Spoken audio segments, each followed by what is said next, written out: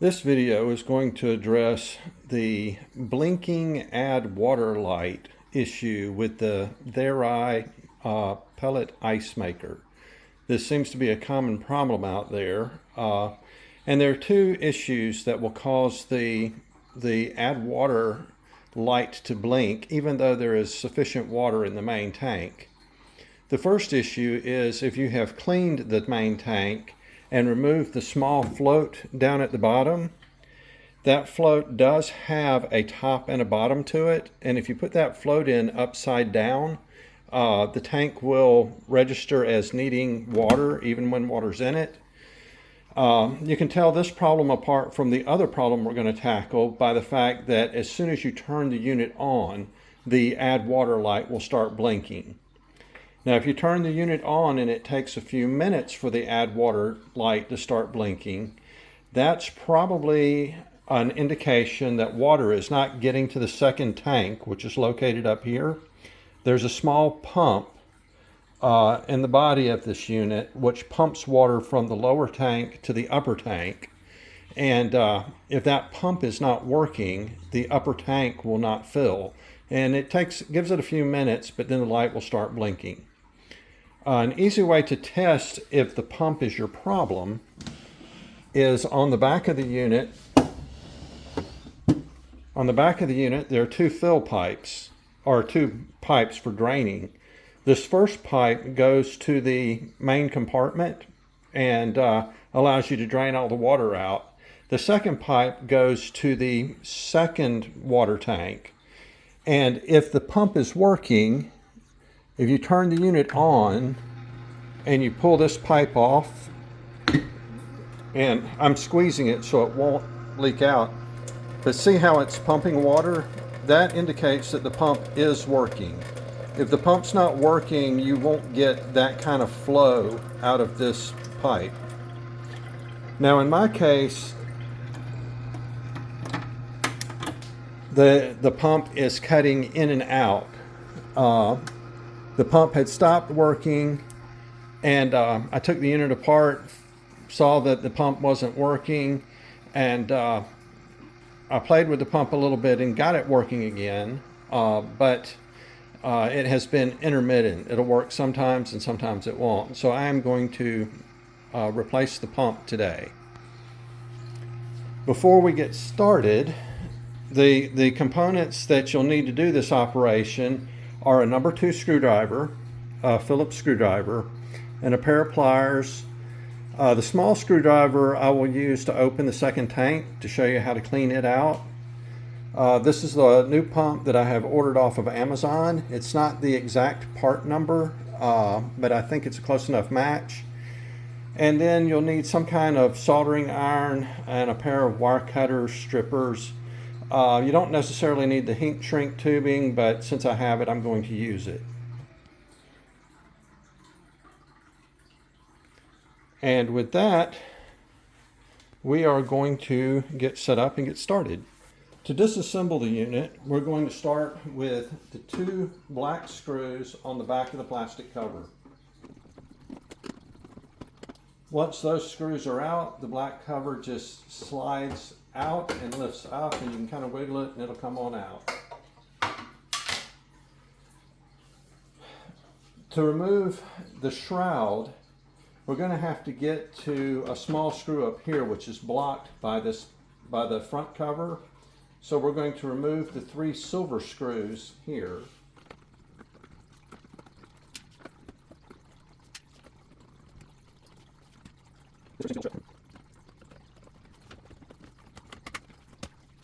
Once those screws are out, you kind of wiggle the front cover and it will come loose.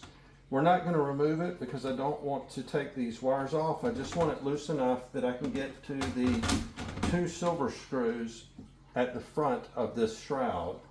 There's 1 on each side. As you're taking this apart, there are basically 3 types of screws. The silver screws are all the same. The black screws are all the same with the exception of this screw right here. This screw is the one that's different. Now that I've got those screws out, I'm actually going to put this back into place so that it doesn't fall and pull on those wires. The cover has 4 screws here on the back, and then it has 7 screws on the bottom. There's 2 on each side, and then there's 1 in the center of the back, and there's 1 on each side of the power cord. And we are simply going, and then there's 2 more screws up here. We're simply going to remove all of those screws. I still have water in the reservoir, so I'm going to attempt to remove the screws on the bottom without turning the unit over.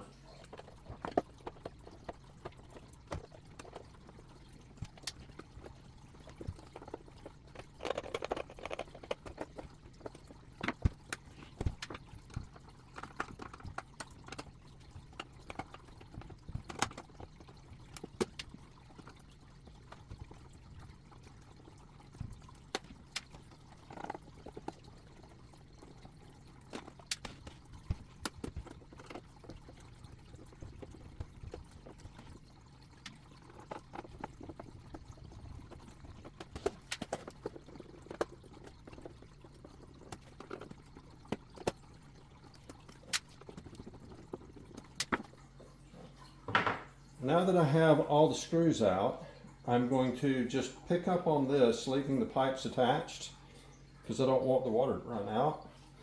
And this is just a friction fit among this joint, and you'll have to kind of wiggle it a little bit, and then it'll pop right off, and do the same thing on the other side.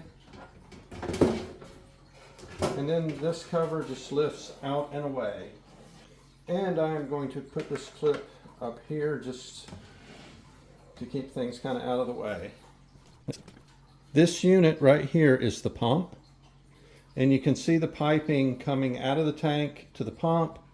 It goes up to this 4-way with 1 tube going up to the secondary tank, the other tube going to the second fill tube, and the third one is actually going into the bottom of the ice maker portion.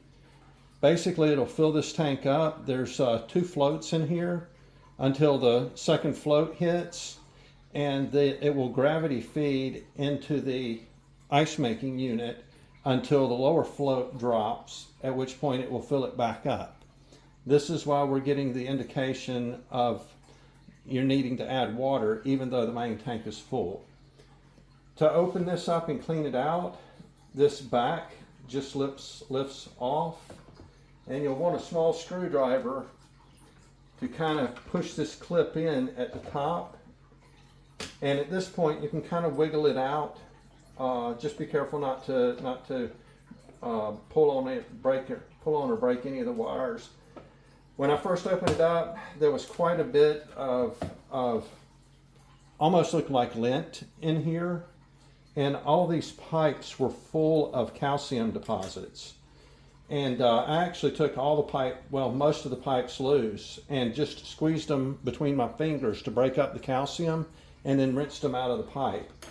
For the ones that I couldn't get loose, like these, I just broke it up as best I could, and then I would just take the water from the sink to run through the pipes to clear them out.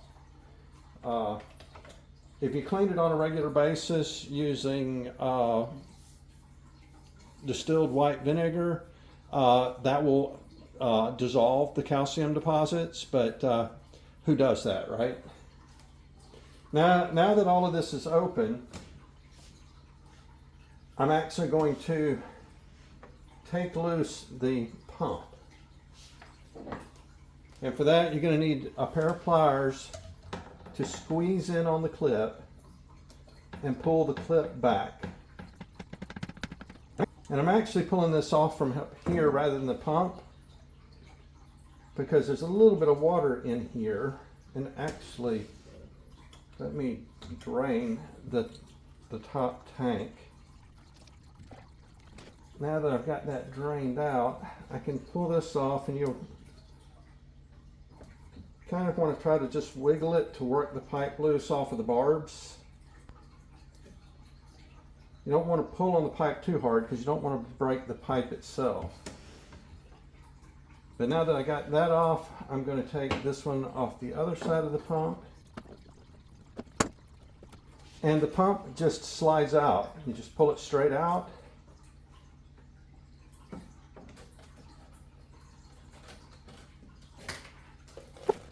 Okay. I'm just going to stick this up here for right now so that it doesn't drain the main tank all over me. Okay, now that I have cleaned up the mess I made, we're going to actually do the little bit of soldering that's required to replace this pump. I guess before I do that, I need to make sure that the pipes will fit. Yes. I am cutting these relatively close because I don't want to lose any more wire than I have to. Pull this old heat shrink off. Put some fresh pieces of heat shrink. You could just use electrical tape. I've got the heat shrink, so I'm going to use it, and I'm put it all the way up there out of the way so that it won't shrink while I'm soldering.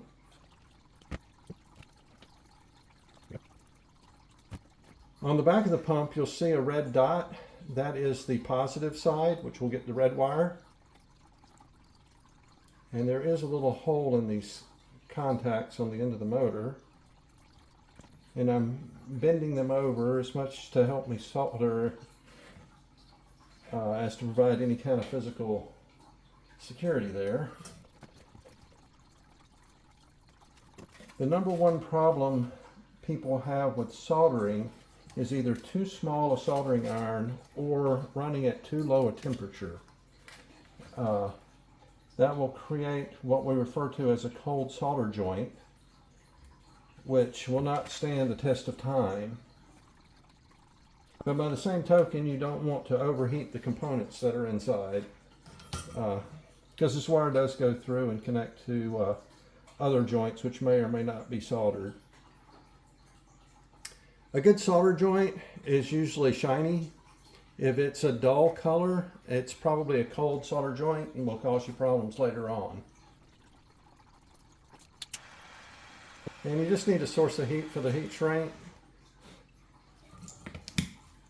I like this kind of lighter because it gives me a little bit more control in how it's applied, but it's not necessary. Now I'm going to bring this pump over. Let me turn the soldering iron off and get it out of the way.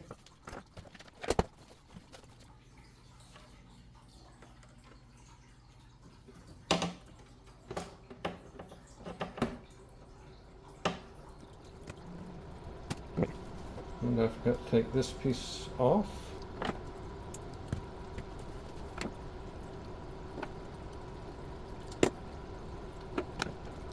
The squeeze clip, you want it to be over the barbs to keep the pipe from sliding off.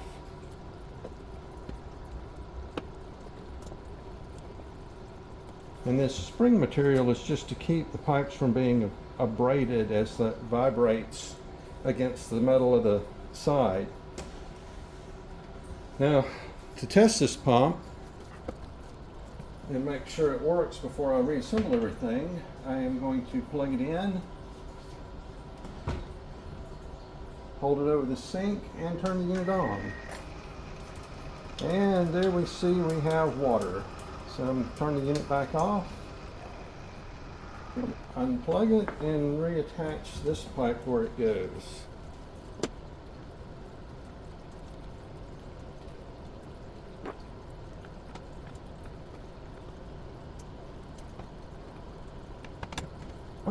Now that the pump is in, I'm basically going to reverse the steps, putting the back cover back on and putting all the screws in, and then we'll turn it on and let it run.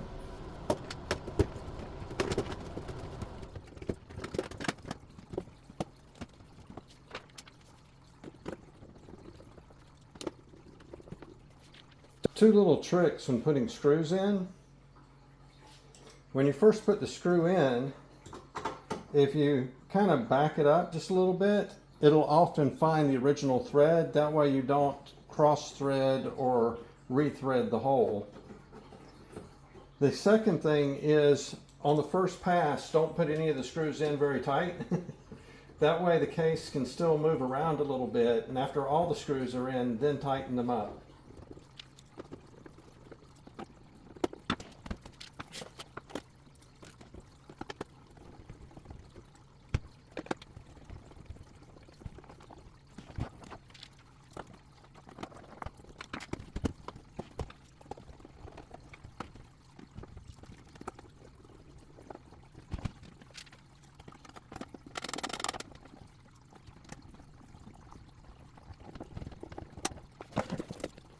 The one black screw that's different, it's actually going into the plastic on the side of the tank.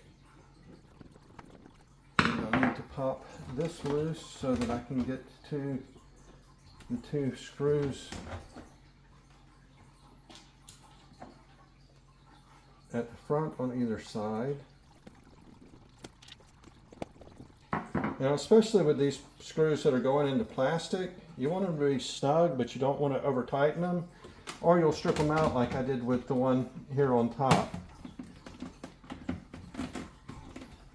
This piece just kind of snaps in place, and the three silver screws back in. This one I stripped out a little bit. Usually for screws like this, I hold it onto the end of the screwdriver as I try to get it started in the hole.